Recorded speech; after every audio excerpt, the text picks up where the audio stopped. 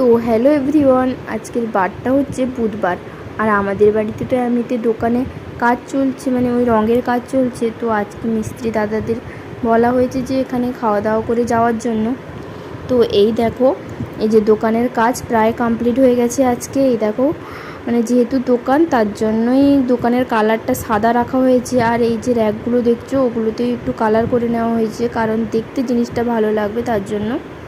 আর এই দেখো, যেটুকু কাজ বাকি আছে ওই দুপুরে ওনারা খাওয়া দাওয়া করার পরে ওই কাজটা কমপ্লিট করে দেবেন, নাহলে প্রায় পুরোটাই বলতে গেলে কমপ্লিট হয়ে গেছে। তো তোমাদের পরের একটা ভিডিওতে তো দেখাবোই যে কীরকমভাবে দোকানটা সাজানো হয়েছে। তো আজকে ভিডিওটা এতটাই দেখালাম।